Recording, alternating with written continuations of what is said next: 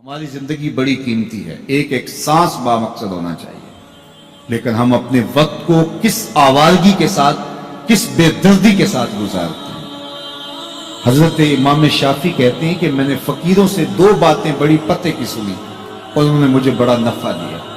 کہ بہت بڑے بزرگ ہونے کے باوجود، اتنے بڑے عالم اور فقیہ ہونے کے باوجود یہ درویشوں کی صحبت میں جا کے بیٹھتے تھے۔ حضرت امام احمد بن حنبل کو کسی نے دیکھا کہ حضرت بشر حافی کے پیچھے دوڑ رہے ہیں، تو کسی نے کہا اتنے بڑے امام ہو، اتنے بڑے فقیہ ہو، اس فقیر سے کیا ڈھونڈتے ہو، بشر حافی سے کیا تلاش کرتے ہو؟ حضرت امام احمد بن حنبل نے کہا کہ احمد بن حنبل جس رب کو مانتا ہے، بشر حافی اس رب کو جانتا بھی ہے۔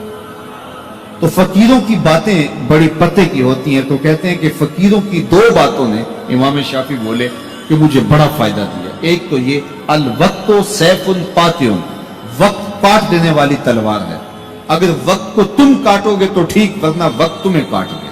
اب تمہاری مرضی ہے کہ وقت کے گھوڑے پہ تم سوار ہو کے اپنی مرضی سے وقت کو چلاؤ، یا پھر تم وقت کے رحم و کرم پہ ہو اور اس کی موجیں تمہیں جس سمت چاہیں بہا لے جائیں۔ اب تمہارا اختیار ہے کہ تم اپنا وقت کیسے گزارتے۔ دوسری بات جس نے مجھے بڑا نفع دیا وہ یہ کہ اپنے آپ کو نیکی کے کاموں میں لگا دو، ورنہ نفس تمہیں برائی کے کاموں میں مشغول کرتے۔ اپنے ارد گرد تانا بانا ایسا بن لو، اپنے حالات ایسے بنا لو، اپنی دوستی ایسی وضع کر لو کہ تم نیکی کے ماحول میں رہو، ورنہ شیطان برائی کے اندر مبتلا کرنے میں دیر نہیں کرے گا اور نفس تمہیں جو ہے وہ شر میں مبتلا کر دے گا۔ تو فرمایا کہ کسی شخص کے اسلام کا حسن یہ ہے کہ وہ بے مقصد کاموں کو چھوڑ دے۔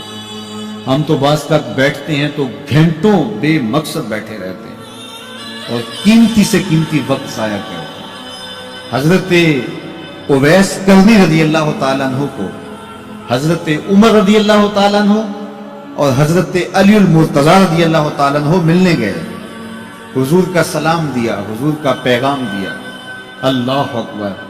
تو ویسے کرنی تو تڑپ گئے نا، چشمان سے آنسو ہیں اور بار بار پوچھتی ہیں میرے حضور کے لبوں پہ میرا نام کیسے آیا تھا۔ حضور نے کہا تھا نا کوئی اویس بن عامر کو ملے اور میرا سلام دے اور اس سے کہے کہ میری امت کی بخشش کی دعا کرے، اللہ اکبر۔ تو یہ ملنے گئے حضور کی وصیت اور حکم کے مطابق، حضور کا سلام دیا، تو یہ بار بار کہتے تھے حضور کے لبوں پہ میرا نام کیسے آیا، اللہ اکبر۔ تو جب یہ تڑپ دیکھی تو کہا اتنی محبت اور اتنا پیار تو حضور کو ملنے نہیں آئے، حضور کو دیکھنے نہیں آئے۔ تو حضرت اویس کرنی فرمانے لگے تم نے میرے حضور کو دیکھا ہے؟ تو یہ خاموش ہو گئے، تو کہنے لگے میں نے نہیں نہ دیکھا تو مجھ سے پوچھ لو، تم پہلے بتاؤ کہ حضور کے ابرو جڑے ہوئے تھے یا کھلے ہوئے تھے؟ اللہ اکبر، تم نے تو حضور کو دیکھا ہے تو ذرا بتاؤ نا۔ پھر خود ہی فرمانے لگے جس نے نہیں دیکھا اس سے پوچھ لو۔ کہا کوئی قریب سے دیکھتا تو کھلے ہوئے نظر آتے، دور سے دیکھتا تو جڑے ہوئے نظر آتے۔ معلوم ہوا کہ حضور کی قربت میں ہی رہے ہیں اگرچہ بظاہر دور رہے ہیں۔ تو یہ اتنے جلیل القدر صحابی ملنے گئے، کچھ دیر باتیں کی، اس کے بعد حضرت اویس کرنی نے ہاتھ بڑھا دیے، کہا اچھا آپ نے بھی آخرت کی تیاری کرنی ہوگی، میں نے بھی کرنی، اچھا حشر کو ملیں گے۔ اللہ اکبر۔ تو وقت بہت قیمتی ہے، کسی کے اسلام کا حسن یہ ہے کہ وہ بے مقصد کاموں کو ترک کر دے۔ میں کوئی بہت لمبی عمر نہیں رکھتا، لیکن مجھے آج سے 35 سال پہلے کے حالات کی ہوش ہے، اور جو میرے سے زیادہ عمر میں ہیں وہ اس سے پہلے کے حالات جانتے ہیں۔ تو میرا بنیادی طور پہ ایک دیہات سے تعلق ہے، تو میں اچھی طرح جانتا ہوں کہ لوگوں کے پاس جو آج کچھ ہے وہ آج سے 35-40 سال پیچھے نہیں تھا۔ بالخصوص دیہاتوں کے اندر لوگوں کے پاس ایک یا دو جوڑے ہوتے تھے اور انہیں بار بار پہنتے تھے۔ کسی شادی یا بیاہ کے موقع پہ جانا ہوتا تو بعض اوقات کسی سے وہ لباس یا جوتے مانگ کے لے کے جاتے۔ مجھے اچھی طرح یاد ہے کہ اس زمانے میں لوگ اپنے کندھے پر ایک کپڑا رکھا کرتے تھے، اور شادی پر اگر کسی نے جانا ہوتا تو جس کا کپڑا بہت اچھا ہوتا تو اس سے وہ مانگ لیا کرتے تھے کہ میں نے ذرا شادی پہ جانا ہے۔ بڑے بھائی کے جوتے پہن لیا کرتے تھے، اور اسی طرح گزر ہوتا تھا۔ کبھی کوئی شکوہ زبان میں پیدا نہیں ہوا تھا، اور لوگوں کے شکستہ سے کچے گھر ہوتے تھے، اور گھر کے سین میں ایک درخت ہوتا تھا، دوپہر وہاں کاٹ لیتے تھے۔ اکثر لوگ دوپہر کا کھانا تیار نہیں کرتے ہوتے تھے، دودھ پی کر کے ہی گزارا کر لیتے تھے۔ صبح کو ناشتہ اور شام کو کھانا ہوتا تھا، لیکن اس کے باوجود اللہ کا شکر کیا کرتے تھے۔ یہ پچھلے دن میں گزرا تو دیکھا کہ بچے کھیل رہے ہیں اور غبارے پھوڑ رہے ہیں، اور جب غبارہ پھٹتا ہے نا تو بچے خوش ہوتے ہیں، کہے لگاتے ہیں۔ پھر دوسرا غبارہ ہے، وہ اس سے کھیلنے لگ جاتے ہیں، اور پھر جب وہ پھٹتا تو پھر خوش ہوتے ہیں۔ تو میں ذرا رک گیا اور اس منظر کو دیکھنے لگا، اور پھر میں نے کہا کہ غبارہ پھٹتا ہے تو یہ بچے خوش ہوتے ہیں، لیکن جب ہمارا زمانہ ہوتا تھا، جب ہم بچے تھے تو غبارہ پھٹتا تھا، ہم رونے لگ جاتے تھے، کیونکہ کھیل ہی ختم ہو جاتا تھا۔ ایک ہی غبارہ ہوتا تھا 5-6 بچوں کے پاس، اور غبارہ پھٹ گیا تو کھیل ختم، تو سارے رونے لگ جاتے تھے۔ اور اب یہ غبارے پہ غبارہ پھوڑ رہے ہیں اور خوش ہو رہے ہیں، تو کہاں سے کہاں ہم آ پہنچے۔ لیکن اس زمانے میں اگر کسی سے پوچھا جاتا، لوگ پیدل سفر کرتے اور لباس بھی پورے نہ ہوتے، تو جب کسی سے پوچھا جاتا کیا حال ہے تو وہ لمبا ہاتھ کر کہتا ہے اللہ کا شکر ہے۔ اس کی باڈی لینگویج بتاتی تھی کہ وہ اس کا رواں رواں اللہ کا شکر ادا کر، تو اس کا لہجہ بتاتا تھا، اس کا انداز بتاتا تھا کہ وہ اللہ کا شکر کس گہرائی قلب سے کر رہا ہے، تو وہ کہتے ہیں اللہ کا شکر۔ اور آج جب کہ اتنی نعمتیں لوگوں کو میسر ہیں، اتنا کچھ نصیب ہے، عالی نصب گھروں میں رہتے ہیں، لمبی لمبی گاڑیاں ہیں، سہولتیں ہیں، آسودگیاں ہیں، آسائشیں ہیں، مالی آسودگی ہے، رہائشی آسودگی ہے، کھانے پینے کے وافر سامان ہیں، ٹیبل پہ اتنے کھانے لگے ہوئے ہوتے ہیں کہ باری نہیں آتی کھانے کی، اور اس قدر لباس ہے کہ موسم گزر جاتا ہے اور بعض لباس بدلنے کی باری نہیں آتی۔ لیکن اس کے باوجود کسی سے پوچھے جناب کیا حال ہے، آسودہ حال شخص سے بھی پوچھیں تو وہ بھی بڑے آہستگی سے کہتا ہے بس چل ہی رہا ہے۔ تو وہ زمانہ تھا کہ جب لوگوں کے پاس کچھ تھا نہیں تو لمبا ہاتھ کر کے کہتے، تشکر کا لہجہ کتنا دل آویز تھا، اللہ کا شکر ہے۔ اور آج کہتے بس گزر ہو ہی رہی ہے، بس چل ہی رہا ہے، تو ناشکری بڑھتی چلی جا رہی۔ اتنا کچھ ہونے کے باوجود جو ہے وہ ان کا بھی چل ہی رہا ہے۔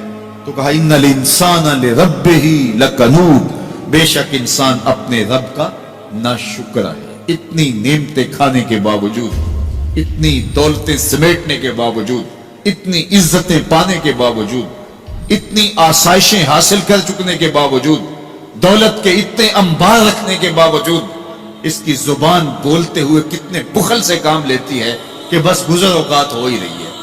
اور میاں تیرے رب نے تجھے اتنا کچھ دیا، یہ دولتیں، یہ دولتوں کے انبار، یہ آسودگیاں، یہ بہاریں، یہ سب کچھ نہ ہوتا، تجھے زندگی بخش دی تھی، اس کا ہی شکر تیرے اوپر واجب تھا۔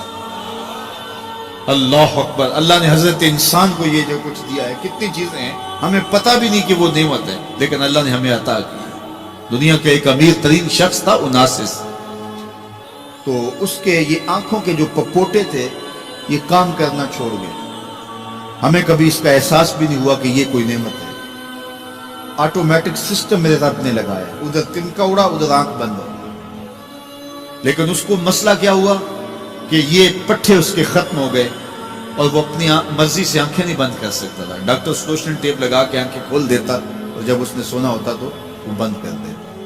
دنیا کے امیر ترین لوگوں میں سے ایک نام تھا، تو کسی نے اس سے پوچھا کہ تیری زندگی کی سب سے بڑی خواہش؟ اس نے کاش اپنی آنکھیں اپنی مرضی سے کھول سکوں۔ کہا اس کے لیے تجھے کوئی قیمت لگانی پڑے تو کتنے پیسے لگا سکتا ہے؟ کہا ساری دولت لگ جائے، کاش میں اپنی آنکھیں اپنی مرضی سے کھول سکوں۔ مجھے یہ بتائیے کہ حضرت انسان کو کیا کچھ نہیں اللہ نے دیا۔ یہ لعاب ہے نا، لعاب ہم روز پھوٹتے ہیں، یہ مقدار سے کچھ کم ہو جائے تو بولنے میں دقت، نظام خراب۔ یہ جو لعاب ہمارے منہ میں آتا ہے، جو ہم تھوک دیتے ہیں، یہ قدرتی گریس ہے جو بولنے میں مدد دیتی ہے، نظام انہضام کو ٹھیک رکھتی ہے۔ اور اگر یہ لعاب کم ہو جائے مقدار سے تو نظم خراب ہو جائے۔ اللہ اکبر۔ تو ہم نے کبھی سوچا کہ یہ بھی نعمتیں ہیں؟ باقی روشن آنکھیں، چمکتا چہرہ اور زور آور ہاتھ، چوڑی چھاتی، دھڑکتا دل، اور کہتے ہیں اس دماغ کا اگر کمپیوٹر تیار کیا جائے تو نیو یارک شہر سے بڑا ایک بکریاں چلانے والے شخص کے دماغ کا کمپیوٹر بنے. یہ حضرت انسان کو اللہ نے اتنا کچھ دیا ہے اور پھر اس کو نعمتیں دی, عزتیں دی, جائیدادیں, زمینیں, لمبی لمبی گاڑیاں, عالی نسب پلازے, کتنا کچھ دیا. پھر خوبصورت اولادیں دی, کیا تسکین قلب کے لیے رکھا اس نے. تو اس کے باوجود بھی یہ کہہ رہا ہے بس چل رہا ہے, گزر اوقات ہو رہی ہے. ان الانسان لربہ لکنود, انسان اپنے رب کا کتنا ناشکرا ہے. اس نے کیا کچھ اسے عطا کیا, کیا کچھ عطا کیا, لیکن یہ شکر کا کلمہ بھی نہیں بولتا, بخل سے کام لیتا ہے. تو کہا یہ ناشکرا ہے اور اس پر کوئی خارج سے دلیل لانے کی ضرورت بھی نہیں ہے. وَإِنَّهُ عَلَىٰ ذَلِكَ لَشَهِيدٌ, اور یہ خود اس پہ گواہ ہے. ذرا اپنے اندر اتر کے دیکھے تو یہ کتنا بخل کرتا ہے شکر ادا کرنے میں, اسے خود سمجھ آ جائے گی. وَإِنَّهُ لِحُبِّ الْخَيْرِ لَشَدِيدٌ, اور اس کی ایک خصلت یہ ہے کہ یہ دولت کی محبت میں بڑا سخت ہے. دولت کی محبت یہ بہت زیادہ اپنے سینے میں پال چکا ہے اور یہ دولت اس کی محبوبہ بن گئی ہے. دولت تو اس کی ضرورت ہونی چاہیے تھی لیکن اس نے اس کو اپنی محبوبہ بنا لیا. وَإِنَّهُ لِحُبِّ الْخَيْرِ لَشَدِيدٌ, اس کو محبت زر شدت سے ہو گئی ہے. سویر سے شام تک اس کا وظیفہ ہی یہی ہے. اس کی زندگی کے اندر منصوبے یہ چلتے ہیں. اللہ نے اتنا نوازا ہوا ہے, اس کی ساری زندگی آسودگی سے گزر سکتی جتنا اس کے پاس موجود ہے, لیکن اس کے باوجود ہر وقت اس کے دماغ کے فیتے پہ یہی چلتا ہے اور یہی کہانی چلتی ہے, یہ زیادہ کیسے ہو, یہ زیادہ کیسے ہو, یہ زیادہ کیسے ہو. اس اضطراب نے اس کو بے چین کر دیا ہے اور خواہش زر نے, حوث زر نے اس کا چین چھین لیا ہے. اور اتنی محبت جاگزی ہوگی اس کے دل میں کہ اللہ کی محبت کے لیے اس کے دل میں جگہ ہی نہیں بچی. وَإِنَّهُ لِحُبِّ الْخَيْرِ لَشَدِيدٌ. اللہ اکبر. اب پہلے گھوڑوں کی اداؤں کی قسمیں کی, پھر اس کے بعد حضرت انسان کی یہ جو بڑی خامیاں تھی, جو خامیاں جڑ ہیں اس کی باقی خامیوں کی, ان کو بیان کیا. ایک تو ناشکرا ہے, جو ملا ہے اس پہ یہ شکر ادا نہیں کرتا, حالانکہ اگر وہ شکر ادا کرے, رب کا وعدہ ہے کہ اگر تم شکر ادا کرو گے میں اور زیادہ دوں گا. ایک تو یہ شکر نہیں کرتا, اور دوسرا یہ ہے کہ دولت کی محبت اس کے رگو ریشہ میں رچ بس گئی ہے. بلکہ اللہ تعالیٰ نے ان بد نصیب لوگوں کی کہانی بیان کرتے ہوئے کہا جو دولت کو مقصود ہی بنا بیٹھے. الذی جمع مالا وعدد, یہ وہ بد نصیب لوگ ہیں جو مال کو جمع کرتے ہیں اور گنتے رہتے ہیں, بار بار حساب کرتے ہیں. الذی جمع مالا وعدد, مال کو جمع کیا, وعدد, اور بار بار اس کو گنتے رہے. اتنے ہو گئے, اب اتنے ہو گئے. اللہ کلا لینبذن فی الحطام. پہلے شرف میں الذی جمع مالا وعدد یحسب ان مالہ اخلد, یہ گمان کرتے ہیں کہ ہمارا مال ہمیں لافانی کر دے, مال کی کثرت سے ہم محفوظ ہو جائیں گے اور ہمارا کچھ نہیں بگڑے گا. دولت اتنی ہوگی تو ہم ہر طرح سے حفاظتوں کے ساتھ میں آ جائیں گے, ہمارا مال ہمیں لافانی کر دے گا. یحسب ان مالہ اخلد. اللہ تعالیٰ نے فرمایا کلا, ایسا ہرگز نہیں, یہ تمہاری بھول ہے کہ مال تمہیں لافانی کر دے گا, مال تمہیں مرنے نہیں دے گا, مال تمہیں محفوظ کر لے گا. کلا, ایسا ہرگز نہیں ہے, بلکہ کیا ہے, لَيُنبَذَنَّ فِي الْحُطَمَةِ, ہم تمہیں پکڑ کے آگ میں ڈال دیں گے. لَيُنبَذَنَّ کے لفظ پہ اگر غور کیا جائے تو عربی میں جب ان کا جوتا پرانا ہو جاتا تو پرانا جوتا جب پہننے کے بھی قابل نہ رہتا تو اس کو اتار کے ایسے حقارت سے پہنتے اور اس کے لیے لفظ استعمال کرتے نبذت النال, میں نے جوتا پھینک دیا.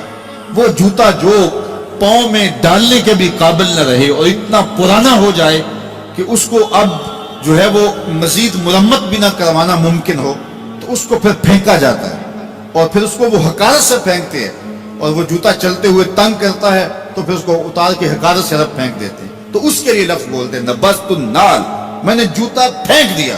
حقارت سے پھینکنے کو نبض کہتے ہیں, اور یہی لفظ اللہ تعالیٰ جل شانہ نے فرمایا کلا لینبذن فی الحطمہ.